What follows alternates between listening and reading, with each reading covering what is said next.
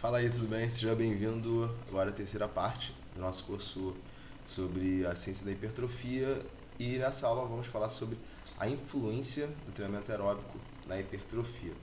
Então, quando a gente pensa no treinamento aeróbico, o que vem à nossa mente é que ele só vai desenvolver a capacidade aeróbica, nada mais, apenas isso.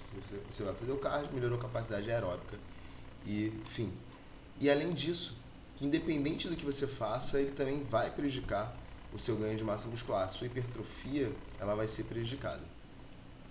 E eu acredito que isso venha muito por conta dos maratonistas. Quando você liga a televisão, vê um maratonista e aí todo mundo muito magro, que eles, muitos africanos da Quênia, Eritreia, Etiópia, muito longilíneos, se fala, nossa, se eu correr, será que eu vou ficar igual a ele? Isso vai prejudicar muito o meu ganho de massa muscular? Justamente para as pessoas que querem ter um ganho de massa muscular. E essa crença ela tem até uma base fisiológica para isso. Por quê? Quando eu tenho uma atividade de intensidade moderada e longa duração, principalmente quando eu venho através das vias que eu utilizo mais dos substratos energéticos de gordura, que produzem muito ATP, muita moeda energética, eu vou ter um aumento ali do AMP. Tá vendo essa parte aqui? Eu tenho o trifosfato de adenosina, que é o ATP, aí ele é quebrado. Ele vai virar o difosfato, perdi mais um fósforo que vira o monofosfato. E com esse aumento do ATP, eu ativo aqui a MPK, que através de uma cascata de reações, ele vai ativar a PGC1-alfa. São vias que vão me levando até o aumento da mitocôndria, que é o local onde acontece a respiração celular e, por consequência, o fornecimento de energia, principalmente para essas atividades de longa duração. E aí, como sempre nos exemplos dos livros, vão estar uma pessoa correndo, um rapaz de bicicleta, então eu falo, e vou fazer isso, então eu vou ter menos hipertrofia, porque em contrapartida, para que ocorra a hipertrofia, como aparece ali na direita, eu tenho que ter uma maior ativação. Repare que a barra vermelha aqui está mais alta, ele é mais intermitente. Aqui, a ativação que estava entre 3 e 10, aqui está em 100. E aí, através dessa alta ativação, eu posso ativar a fosfodietilindrostrol 3-quinase, a mTOR, e aí eu tenho síntese de proteína. Porém, pensar assim é de uma maneira muito simples, porque eu tenho diversas maneiras de fazer o meu treinamento de força, eu tenho diversas maneiras de fazer também o meu treinamento de endurance, o meu cardio. E é óbvio que existem efeitos negativos, isso não tem como negar, e isso é chamado de interferência crônica, quando o cardio ele acaba atrapalhando o desenvolvimento de força e hipertrofia. Mas a questão toda é, eu como profissional de educação física eu tenho que saber categorizar o meu exercício. Eu estou fazendo como? Um exercício moderado e contínuo, um treinamento intervalado, um sprint. Será que tudo vai ser igual? Tudo vai causar a interferência da mesma maneira? E esse é o gráfico aqui da interferência crônica, eu priorizando, eu vou repetir diversas vezes esses gráficos. Eu priorizando o aerobic exercise, eu tenho aqui o aumento da fadiga residual, diminuição da força, diminuindo a ativação das fibras que são de maior hipertrofiabilidade, isso já foi falado, que são as fibras tipo 2. Eu comprometo meu treino aqui de força, aí a resposta anabólica é menor, aí por consequência eu tenho a menor taxa de síntese de proteína. Se aumenta a intensidade do cardio, eu tenho a diminuição também aqui, o de substrato energético, oxidação de aminoácidos, eu tenho debilitação de glicogênio, resposta também anaeróbica ao treinamento de força diminui. Se eu subo muito volume, mesma coisa, tá vendo? Eles vão ser muito parecidos. Mas o que está acontecendo? Você olha um jogador de futebol atual, ele está maior do que o jogador de futebol de 80. Tu olha os jogadores de basquete, a mesma coisa. O futebol americano, que é o exemplo que eu vou usar, nem se fala. Eles têm uma boa capacidade aeróbica, eles têm potência, volume muscular e força. Então, se a interferência crônica é tão grande assim, como que eles adquirem? E a resposta é que eu vou dar através dessa aula. Você tem que saber manipular as variáveis para você chegar no objetivo que o seu aluno deseja alcançar. Então, justamente por ter uma demanda esportiva, muitos atletas eles têm aqui utilizado da musculação para ganhar força, hipertrofia e potência combinado ao exercício aeróbico. Um desses casos aqui é o Tyreek Hill, que é um jogador de futebol americano. Deixa eu dar um play aqui no vídeo.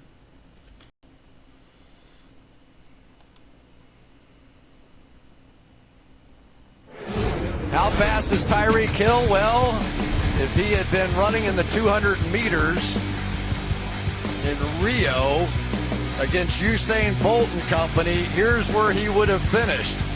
The red line is Tyreek Hill and where his time would be. And there he is with the fastest humans in the world. And remember, that time that he ran was in high school. That's unbelievable.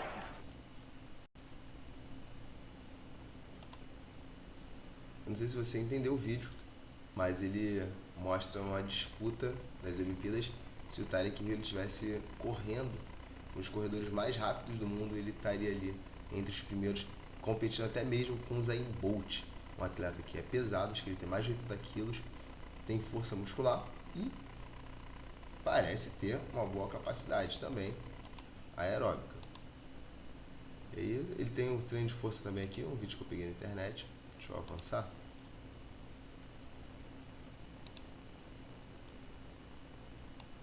IV therapy, yoga at least twice a week, and meals. 3,000 to 4,000 calories per day is the average NFL skill position calorie intake, right on par with what Tyreek has. But unlike many other pro athletes, 10 to 15 reps of twists, stability ball planks, medicine ball tosses, ab wheel rolls, and countless other exercises. Então acho que deu para mostrar um pouco do que eu estou querendo explicar. O que acontece é, ainda que o treinamento de endurance, o treinamento aeróbico, o cardio, ele concorra com o treinamento de força, o tamanho dessa interferência ela vai estar atrelada às variáveis do treinamento. Eu não preciso tirar o meu treino de endurance para que eu tenha hipertrofia. O que eu preciso saber é manipular as variáveis de treinamento para que esse efeito ele possa até mesmo ser insignificante no meu aluno. Então, vamos ver aqui as variáveis de treinamento: intensidade, volume, frequência e a modalidade do treinamento. Esse aqui é um gráfico que eu tirei do Fórmula de Corrida do Jack Daniels. Então, o que ele está mostrando aqui? Diversas maneiras que eu tenho de poder fazer o meu treinamento de corrida. Por exemplo, eu posso estar ali na zona 1, que é uma zona de baixíssima intensidade, que é que eu posso aquecer, eu posso fazer corridas de longa duração, eu posso fazer o treinamento de recuperação, regenerativo. E ele vai proporcionar já boas adaptações. Entretanto, intensidade baixinha. Eu posso controlar a duração dele, posso deixar, sei lá, o treino pode ser tanto de 1 hora quanto de 10, 5, 30 minutos.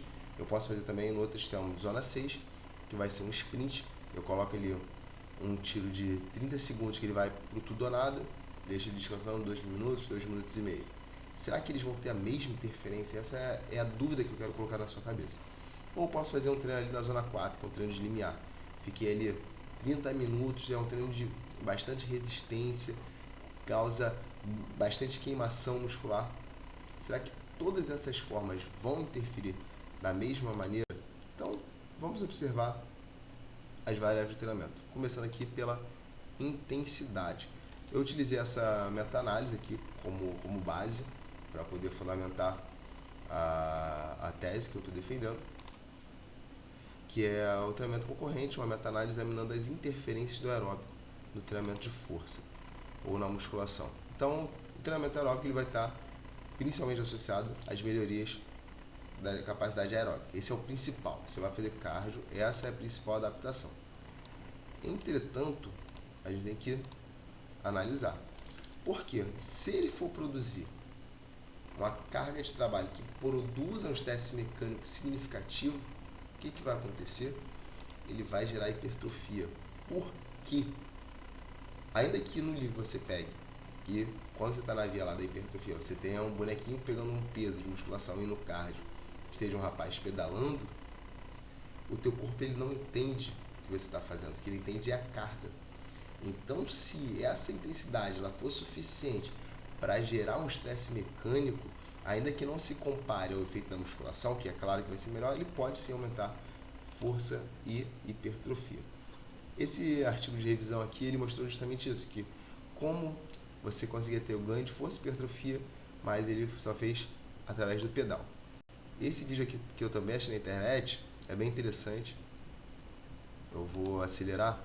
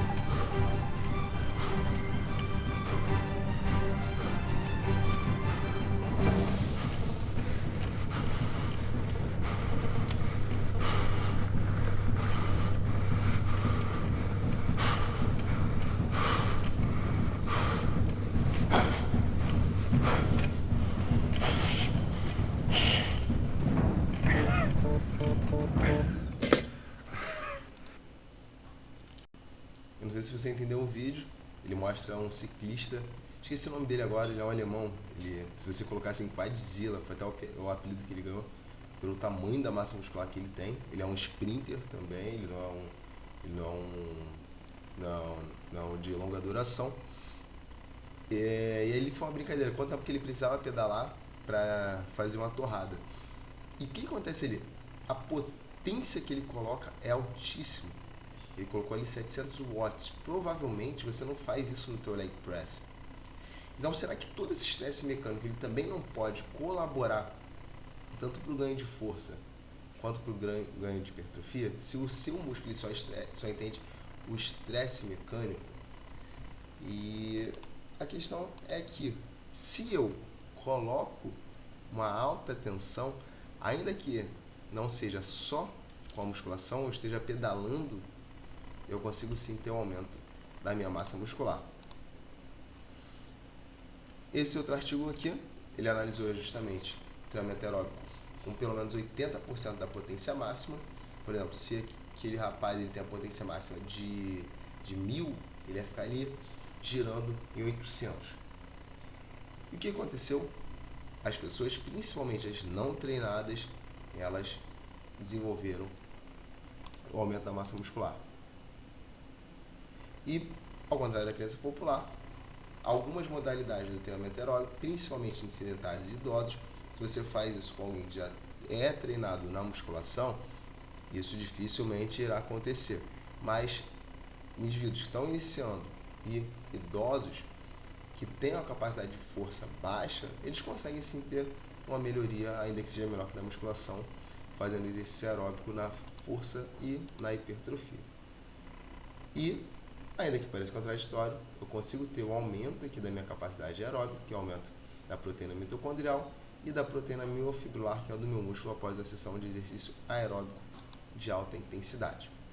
Entretanto, não é possível sobrecarregar progressivamente o músculo para que eu tenha adaptações contínuas. Então, rapidamente, eu tenho uma estabilização no ganho de massa muscular. E aí eu preciso fazer a musculação. Agora vamos entrar em outra parte, que eu vou falar sobre o treinamento concorrente em si. E para que eu tenha as adaptações musculares relacionadas ao crescimento muscular, eu preciso ter intensidade. Da mesma forma que eu falei anterior, se essa intensidade acontece no cardio, eu posso sim ter um aumento, não comparado à musculação, só reforçando. Porém, se essa valência de força ela é comprometida, os meus ganhos musculares também serão menores. Então, eu tenho que perceber quando está ocorrendo a interferência crônica. E aí, principalmente quando eu tenho volume e a intensidade alta. Treinamentos ali no limiar de lactato. De alta intensidade com alta duração. Não vou explicar aqui o que seriam os limiares de lactato. Então, um treino de limiar, que é um treino daquelas zonas que eu mostrei anteriormente, é ali um treino que está na zona 4, está próximo do máximo. O VO2 seria ali na zona 5, ele está ali beirando o máximo e está continuando. Sabe? Ficou 15 minutos. Aí, recuperou 2 e repetiu. é um treino que aí pode ser que tenha uma interferência alta. Ou então aqui, ó, pior, ficou 30 minutos também, intensidade altíssima ali, aqueceu, fez 35 minutos, interferência alta, vou treinar depois, vou prejudicar a minha hipertrofia. Então, os treinos de limiar ali na zona 4, principalmente contínuo, intervalados extensos, eles vão parecer ter uma interferência crônica maior. É a única maneira? Também não dá para ficar falando sobre tudo, porém eu quero que você tenha o raciocínio de entender que a interferência crônica, ela acontece através da forma que eu manipulo as minhas variáveis de treinamento. Porém, em contrapartida, quando eu uso treinos como o HIIT ou o CIT, o que vai acontecer? Esses efeitos negativos, eles parecem ser menores. Esse estudo aqui, ele analisou a concorrência de treinamento com formas diferentes do exercício aeróbico. Você tem que categorizar. Então, ele analisou, primeiro, um treinamento contínuo, porém, estava a intensidade alta, só que ele fez só 2 vezes por semana. O segundo, mostrou que foi um treinamento intervalado, 2 vezes por semana, só que ele fazia 1 minuto ali no VO2 máximo, recuperava 1 minuto, a 50% também da capacidade máxima, e o outro era na bicicleta, que ele fazia ali em 95%. A duração deles, ainda que não tenha colocado, foi curta.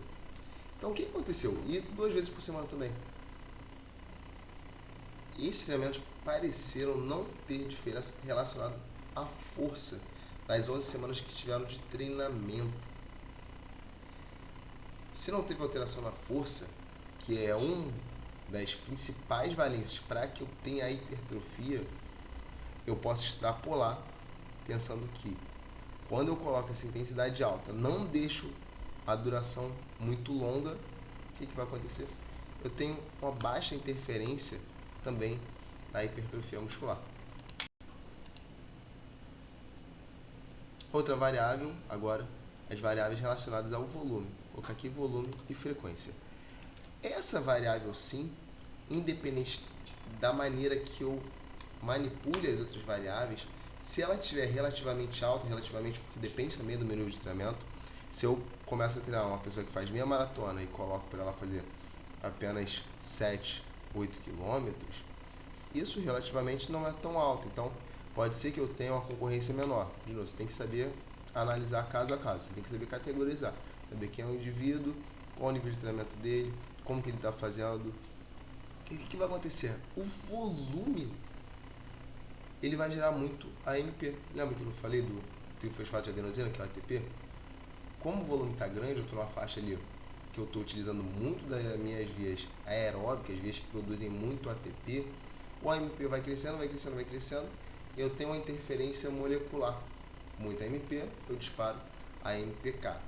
Ela sempre vai ser disparada, mas se eu aumento muito, eu tenho uma maior ativação. E isso começa a prejudicar a minha hipertrofia, independente das outras variáveis. Posso treinar ali, ó, 70% da minha potência máxima. Se eu faço isso ali por 2 horas, ainda que eu esteja, caminhando numa ladeirinha, com 3%, que seria da inclinação dela, isso vai causar uma interferência por conta da duração. Então, voltando aqui o gráfico, eu tenho aqui, ó, o aumento do volume do exercício aeróbico, do exercise, eu diminuo a resposta anabólica ao treinamento de força.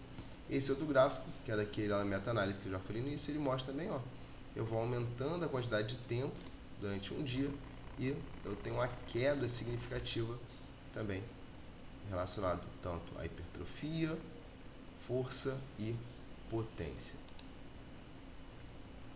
Isso acontece porque eu tenho uma maior quebra ali do meu glicogênio, aumento da fadiga residual, aumento do dano muscular, e isso são fatores que geram concorrência entre os treinos. Então, se eu faço treinos longos, principalmente como para meia maratona, ultramaratona, independente das outras variáveis, eles vão ser prejudiciais para a minha hipertrofia, e o fator metabólico disso aqui é justamente por conta da ativação aqui, ó, da sinalização da MPK, que essa parece ser uma das principais explicações moleculares porque o treinamento ele pode ter concorrência. A frequência, que também vai estar relacionado, de novo, ao meu volume. Quanto maior a frequência, vai ser maior a quantidade de MP, as horas que eu estou fazendo ali do meu treinamento aeróbico, ele vai tender a prejudicar a hipertrofia. No próprio livro aqui do Brad Schoenfeld, ele vai utilizar um exemplo. Esse livro do Brad Schoenfeld eu vou deixar também a referência, porque ele foi uma das minhas principais inspirações para esse curso sobre ciência da hipertrofia. Ele coloca um caso que é bem interessante. Eu estou dando uma de advogado do diabo, mas ainda que homens destreinados entre 60 e 80 anos, olha bem o público, é importante você analisar a população, treinaram 5 vezes por semana com 85% também da frequência máxima durante 45 minutos. E aí eles tiveram um aumento da massa muscular de maneira branda. Porém, isso não acontece em indivíduos mais jovens. É um público específico. Então, tá dando aula pro seu senhorzinho, ele quer fazer a caminhada dele durante 5 vezes por semana, ele consegue trotar um pouquinho. Você pode deixar que aí você não vai gerar uma sarcopenia maior do que talvez ele possa ter. E caso ele não tenha, você também não vai diminuir a massa muscular nesse grupo. De novo, você tem que analisar caso a caso, tenta não generalizar. Mas os treinos de alto volume, combinado treinamento de força, pode aumentar a probabilidade ali de um overreaching, overtraining, que aí sim prejudica a hipertrofia. Então, vamos ver agora a modalidade. Nem todo movimento também é igual. Você pode pedalar, nadar, você pode usar um transpor. Tem diversas formas de fazer um exercício aeróbico, você pode subir uma escada. Então parece que a corrida ela tem um efeito negativo, ele tem um efeito mais negativo, porque ela vai causar um pouquinho mais de dano muscular, via de regra.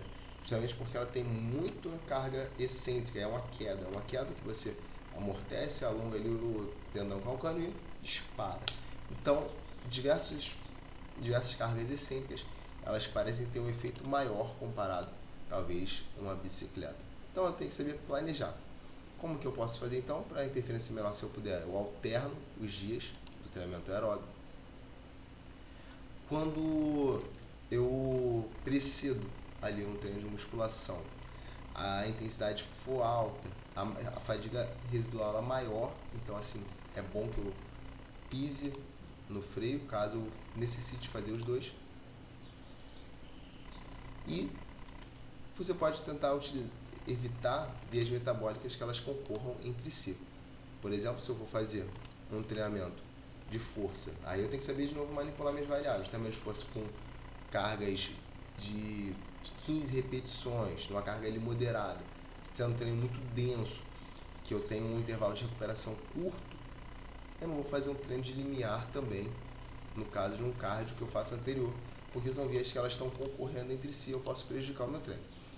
Esse aqui foi o outro artigo que eu usei também bastante. Ele mostra uma única maneira, um único tipo de treino, só o aeróbio, ou só o treinamento de força, um melhora a mitocôndria, outro melhora ali, aumenta o sarcômero, gera hipertrofia muscular. E aí eu tenho o segundo caso, tem a concorrência, eu tenho a interferência, e os dois ocorrem. Mas como que isso vai acontecer?